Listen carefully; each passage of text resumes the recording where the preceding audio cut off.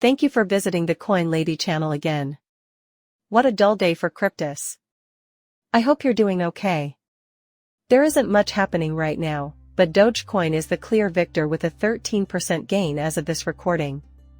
Meanwhile, the SEC is engaging in its usual strategy of trying to reopen resolved matters by flip-flopping views. This article's title is both inappropriate and unrelated.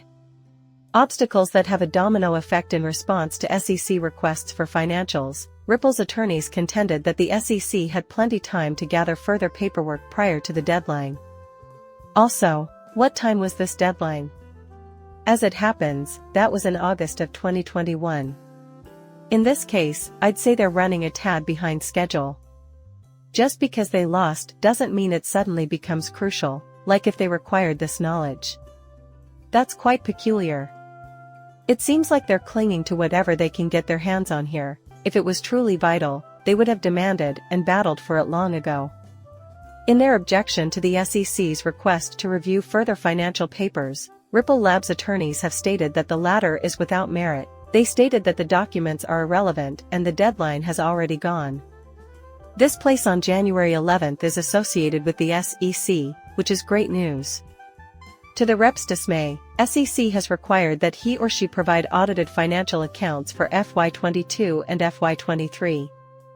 Give more information on the institutional sales revenues from XRP and reveal any contracts pertaining to the sale or transfer of XRP. But the fact discovery phase's requesting materials deadline was in August 2021. The SEC, according to Ripple, had plenty of time to request any materials it wanted. Actually, the parties have already decided to litigate over the propriety of discovery after the complaint was filed.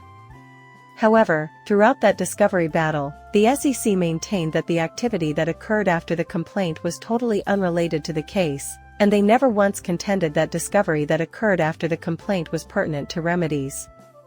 Not only that, but they should have had this information before the deadline in August 2021 and failed to even mention that we need it.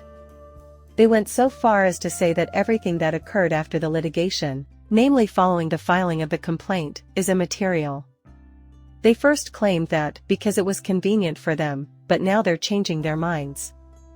Once again, this is what makes them renowned. Plus, they haven't given any consideration to their strategy. Neither the law nor facts support it.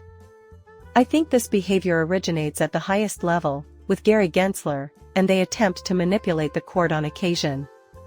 He is establishing a precedent, and the remainder of that agency is following suit. They are not some rebellious lawyers or regulators. What do you know? Trezor was the victim of yet another crypto attack, and this time, customers' data was compromised. Going back to the original point about the company's decision to minimize the severity of the theft, the actual problem is that Trezor appears to be being transparent about it at the moment. The hardware wallet problem may have affected Trezor customers who have contacted the support staff from December 2021. On January 17, Trezor discovered illegal access to a third-party support service, which led to the disclosure of over 66,000 users' contact information in a security breach. It is concerning that this incident may have compromised the data of Trezor users who have communicated with the support team since December 2021.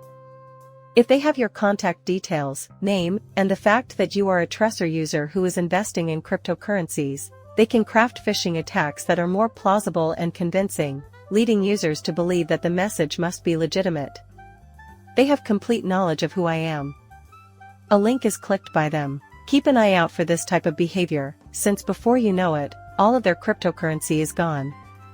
Also, keep in mind that I am not clicking on any links in any strange wackadoo emails, no matter how legitimate they appear. I'm gonna check out the webpage. I'll go straight to the source for that data. Nothing is reliable in the world.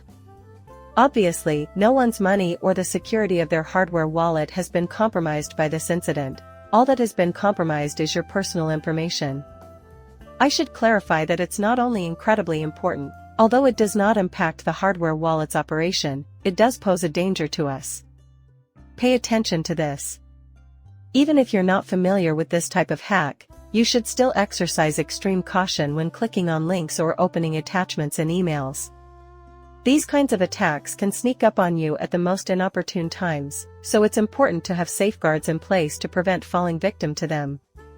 The Bitcoin halving has established itself as a significant benchmark for traders attempting to play the market, and many are claiming that the legalization of Bitcoin ETFs would alter the whole halvening cycle and more. Can we predict how this pattern will be impacted by the upcoming spot Bitcoin ETFs? The Bitcoin halvening is a major event that reduces the supply and demand for cryptocurrencies, which is always expanding.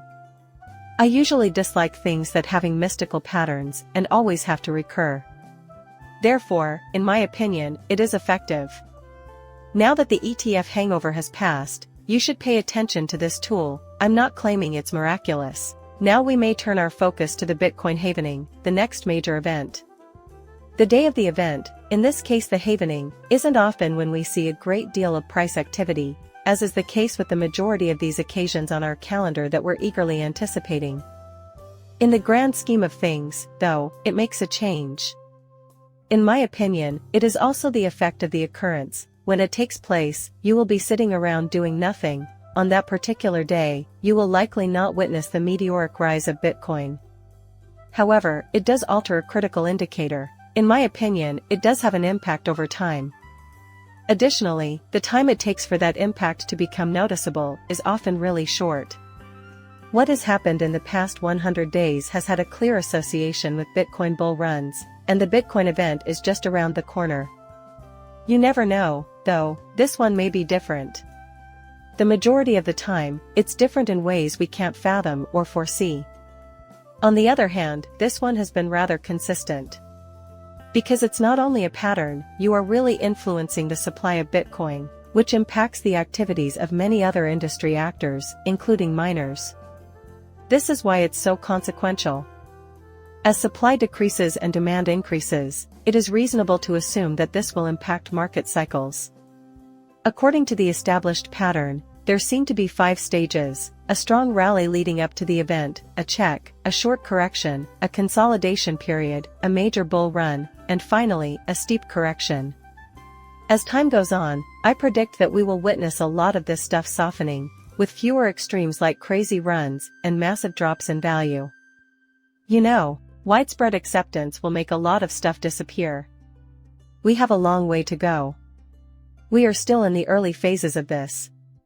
Plus, I anticipate a great deal of volatility in the cryptocurrency market over the next several years. Now that Bitcoin ETFs are operational and trading, the natural next step is, of course, options. Now they're attempting to force alternatives through. There may be far-reaching consequences of this. They always claim that the crypto market is controlled, but that's just as true of regular markets. Naturally, that leaves a lot of room for manipulation. Options trading is something we are familiar with. Even the conventional financial market is full of manipulators, even if Gary Gensler denies it. We could expect to see options from Celsius Network, which is preparing to sell 56 point, as soon as the major U.S. options exchange, CBOE, filed with the SEC on January 5 to provide options connected to the Bitcoin exchange-traded commodity. 8 billion Polygon tokens geometric shape automated token as part of its promise to the replay customers impacted by its failure. The tokens, which have a current market worth of $44.5 million, have been transferred to exchanges. This is something that we will need to accept moving ahead. There are a number of firms who went bankrupt during the last crypto bull run. Their creditors want their money back, thus these companies will have to sell off a lot of crypto assets, which are currently worth $56 million amatic. Can it crash the market or impact the cryptocurrency industry as a whole? No. However, it will not be the last asset that we encounter, so there will likely be an uptick in sales activity. This is necessary in order to unwind some of these failing businesses and pay back their creditors. However, the original investors, whose enthusiasm was likely exaggerated, will likely receive very little compensation. I am grateful that I kept my cryptocurrency on Celsius. Then they collapse. I would prefer it if my cryptocurrency was returned to me first. Payment shouldn't be the end goal. Creditors at Celsius act as if my failure is entirely their fault. Unfortunately, at the moment, it does not work as property, and Congress needs to fix that. One last thing, an XRP price forecast. From Bitcoin nut job Max Kaiser, who, unsurprisingly, thinks XRP will fall. A vocal critic of other cryptocurrencies, Bitcoin coin backer Max Kaiser has recently made headlines for predicting how much XRP's value will fall. He predicted that the price of XRP will fall to 1 cent and openly criticized it on Twitter, calling it centralized rubbish. There are seldom any blockbuster bargains or large rebounds when XRP is at its lowest, unfortunately. Not going to happen. We're going to a set where this man enjoys and excels at making others mad. Post your comments below and tell me what you think. Please subscribe and like as always. Catch you later, farewell.